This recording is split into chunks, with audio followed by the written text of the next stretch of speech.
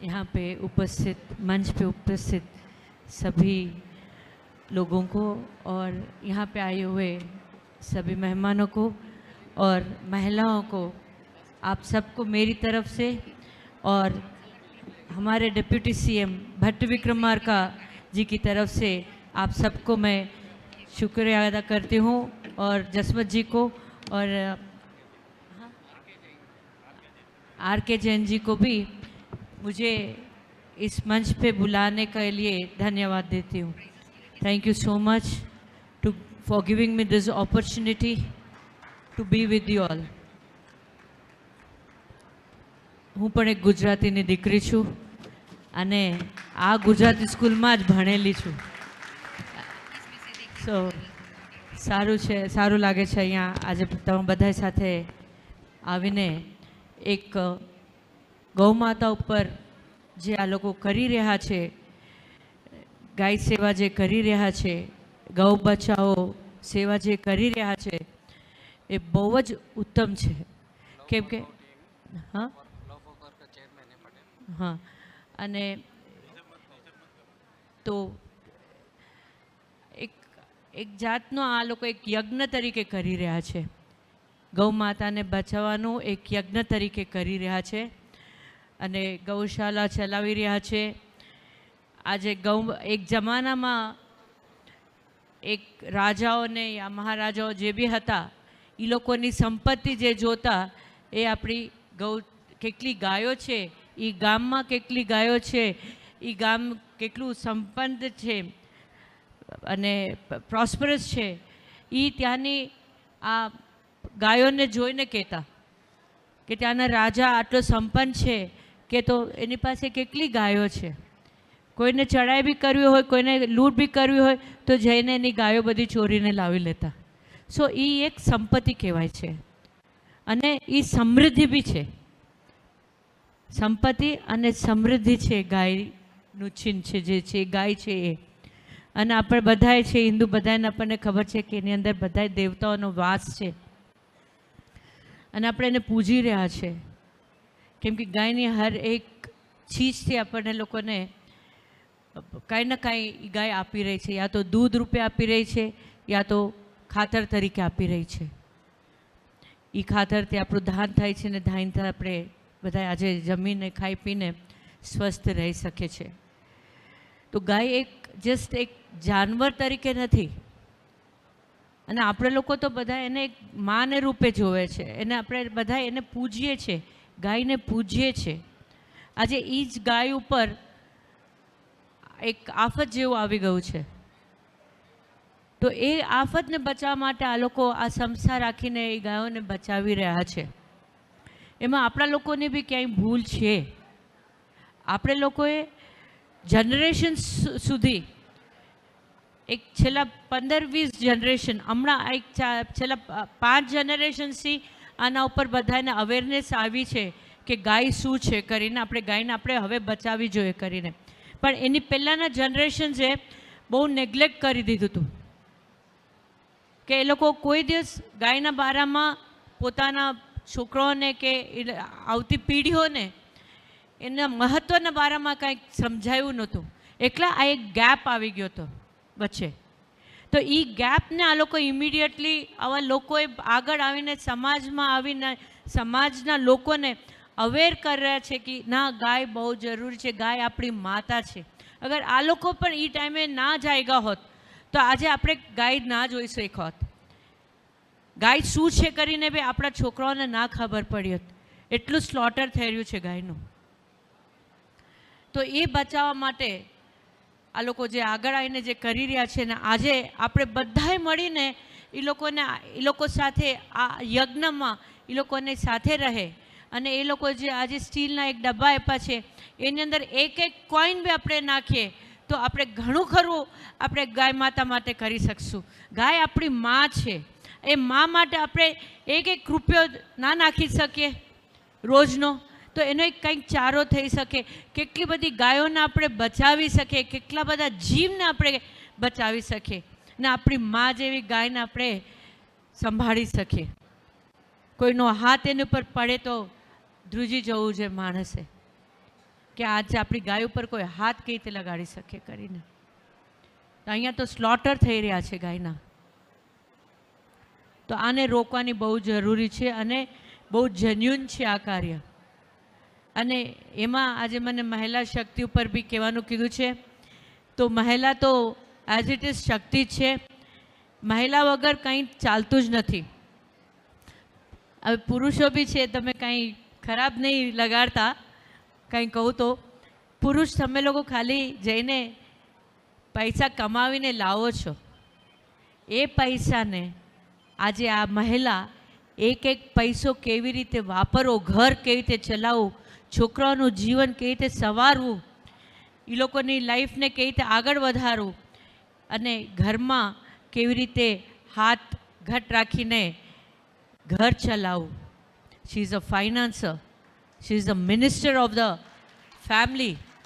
અગર જે ઘરમાં મહિલા ચલાવતા હશે, ઘર ચલાવતા હશે, એ ઘર હંમેશા સમૃદ્ધ હશે. તમે જોજો. ખાલી ઘર ચલાવવાનું જ નહીં, એ સમાજને બી ચલાવે છે, એ છોકરાઓને બી મોટા કરે છે, એ છોકરાઓને બી સંસ્કાર આપી રહ્યા છે, એ દીકરીઓને મોટા કરી રહ્યા છે. કાલ એ દીકરી બે કુળને ઉજવે છે, અહીંના માના ઘરને અને બાપ અને સાસરિયાને, બે કુળને ઉજવે છે. એ સંસ્કાર બી આપવાળી એક મહિલા છે અને મા છે. તે એ એક જ કામ નથી કરતી, મલ્ટિપલ કામ કરે છે. જે રીતે માતાજીના તમે 10 હાથ જોઈ રહ્યા છો ને, એવી રીતે હર એક મહિલા 10 નહીં 20 થી 25 કે 100 કામ એક સાથે કરી શકે છે. એ મહિલા શક્તિ છે. હર એક મહિલામાં એક માતાજી છે, એક શક્તિ છે. એનો આદર કરો. જે ઘરમાં મહિલાનો આદર થશે ત્યાં સુખ સંપત્તિ અને સમૃદ્ધિ રહેશે. અને એ હકીકત છે. જે ઘરમાં મહિલાનો આદર નથી થતો, તોથડાજી એ લોકો સાથે વાત કરી રહ્યા છે, એ ઘરમાં લક્ષ્મી બી નથી રહેતા. આપણે કહે છે કે છોકરીના આંખમાં કે મહિલાના આંખમાં કોઈ દિવસ આંસુ ન આવવો જોઈએ. એ હકીકત છે. અગર એ દુઃખી હશે તો એનાથી 4 કામ નહીં થઈ શકે. અને એ 4 કામ જ્યારે નહીં થઈ શકે તો આપણું કુટુંબ પાછળ હટી જશે. સમજા ને? તો મહિલાનો હંમેશા આદર કરો, એને ખુશ રાખો, એને હંમેશા સજાવીને રાખો, એને શૃંગાર કરવા દો, એને આભરણ પહેરવા દો, એને સારા સારા કપડાં પહેરવા દો. એ ખુશ રહેશે તો તમે લોકો ખુશ રહેશો. કાલે તમારું ઘરનું એટમોસ્ફિયર શું છે, તમારા ઘરમાં શું ચાલી રહ્યું છે, એ તમારી મહિલા જ્યારે અંદર ચાલીને આવશે ને ત્યારે એ બોલી જશે. She is the mirror of your family. તો રિમેમ્બર દેટ. જ્યારે તમારી મહિલા નીકળતી હશે તો તમારે બહારના લોકોને શું ઇમ્પ્રેશન આપી છે કે તમારા ઘરમાં શું ચાલી રહ્યું છે કરીને. તો મહિલા હંમેશા ના તો ઘરની જ સમૃદ્ધિ છે, તે ઘરથી જે ઘરમાં એ સમૃદ્ધિ હશે, એ જે લેન હશે ને, એ જે બસ્તી હશે ને, એ પણ સમૃદ્ધ હશે. જોજો તમે. અને જે લેન સમૃદ્ધ હશે એ ગામ સમૃદ્ધ હશે, અને ગામ સમૃદ્ધ હશે તો એ સ્ટેટ બી સમૃદ્ધ હશે, અને જે સ્ટેટ સમૃદ્ધ હશે એ દેશ બી સમૃદ્ધ રહેશે. તો પૂરા દેશને ચલાવવા માટે બી મહિલાઓને આગળ આવવું પડશે અને મહિલાઓને ખુશ રાખવા પડશે. અને એ લોકોને હેપીલી એ લોકોને જે કરવું હોય એ લોકોને કરવાની છૂટ આપજો. એક જમાનો હતો ત્યારે આટલું આપણા પાસે આટલી બધી વ્યવસ્થાઓ નહોતી, સોશિયલ મીડિયા નહોતું, સોશિયલ પ્લેટફોર્મ્સ નહોતા આપણી પાસે. આજે તમારે કેટલું બધું તમને લોકોને સોશિયલ મીડિયા ને બધું છે. જે શીખવું હોય તે તમે શીખી શકો છો, જ્યાં જવું હોય ત્યાં તમે જઈ શકો છો. તમારા હાથમાં એક ફોન છે, તમે એને સ્ક્રોલ કરો, જુઓ. દુનિયા બહુ મોટી છે, દુનિયા બહુ આગળ વધી રહી છે. આજે આપણે લોકો થોડા લોકો આપણી પાછળના 5 જનરેશન શાયદ ઘરમાં બેસીને જ કામકાજ કરીને છોકરાઓને મોટા કર્યા હતા, પણ આવતો સમય એવો નથી રહેવાનો. તમારે તમારી વહુ દીકરીઓને તમારે એટલી તૈયાર કરવી પડશે કે કાલે એ પુરુષ સાથે 2 જણા મળીને કમાશે તો જ ત્યારે ઘર ચાલશે આપણા. It is both of them have to work together. અગર આપણે આપણી વહુ દીકરીઓને આજથી આપણે તૈયાર નહીં કરીએ તો કાલે આપણું જનરેશન શું થશે, આપણો દેશ ક્યાં જશે? આપણો દેશ પાછળ પડી જશે. અને આજકાલના જમાનામાં તો બધું મળી રહ્યું છે. તમે એક સ્વિગીનો કોલ કરશો તો તમને ખાવાનું બી આવી જશે. એ ખાવાનું રાંધવા માટે કલાકો સુધી રસોડામાં કામ કરવા કરતાં તમે જઈને કાંઈક એવી સ્કિલને શીખો જે તમે કમાવી શકો એમ, અને તમે તમારા છોકરાઓનું જીવન હજી સારું કરી શકો, અને તમને બી એક જાતનું સેટિસ્ફેક્શન મળે કે હા અમે બી કાંઈક કરી રહ્યા છીએ. એટલે કોઈ દિવસ તમે તમારી જાતને નહીં રોકતા. અને age is not a limit. Age is not a limit for any woman to grow in life. તમે કંઈ પણ એજમાં તમે કાંઈ પણ શીખી શકો છો અને કાંઈ પણ કરી શકો છો. આજે આવા લોકો જેવા કેટલા બધા લોકો તમારી સાથે છે તમને મદદ કરવા માટે. આજે એક મહિલા એક ચાંદ ઉપર જઈ રહી છે તો આપણે તો હજી કાંઈ પણ કરી શકીએ છીએ. You can start your life anytime. The moment you decide, I want to be something, I want to do something, I want my own identity, you should always, and you deserve to have your own identity as a woman. તમારી પોતાની એક identity રહેવી જોઈએ કે હું આ છું, હું ફલાણાની વહુ નથી કે હું ફલાણાની દીકરી નથી, હું પોતે કાંઈક છું કરીને. આપણે જન્મ લીધો છે, સારું છે, એક સ્ત્રીનો ધર્મ છે. આપણે આપણા છોકરાઓ હોય છે, આપણો ઘર સંસાર હોય છે, આપણી ફેમિલી હોય છે, આપણે આપણા ફેમિલીને સંભાળે છે, પણ એ ફેમિલી પછી બી તમે કંઈક પોતે છો. તમારી પોતાની બી એક આઈડેન્ટિટી રહેવી જોઈએ. If you have your own identity then you will be respected more in your family and in the society also. So there is never late than ever. You can start even today. તમે વિચાર કરો મારે કાંઈ કરવું છે, આ universe પૂરું તમને દેવા માટે તૈયાર છે. બધાને આપે છે તો તમને નહીં આપે કે? Just think once and start of. And start off, if you have not started, start today. And all the best for you all.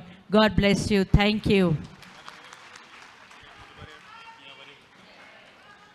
आज अपन अपने गवर्नमेंट से, मैं बकरीद के दिन गया था और हमने रिक्वेस्ट की थी, पूरा मेरा गौ भक्ता गए थे और एक भी गाय नहीं कटना बोल के, और सरकार ने हैदराबाद में 14 चेक पोस्ट लगा दिए, हजारों पुलिस लगाए और 3 टाइम का ड्यूटी पुलिस वालों को लगाए, एक गऊ भी कटने नहीं दिए. तो आज सरकार को हम खूब खूब बधाई देते हैं और उनका आज गौ रक्षा के लिए हमको पूरा सपोर्ट मिल रहा है. अभी खाली हम इतना ही आपसे पूछ रहे हैं कि गौ माता के लिए घास चारा का अगर थोड़ा हो गए तो बहुत अच्छा रहता है. तो हम घास चारा के लिए आपसे रिक्वेस्ट करते हैं.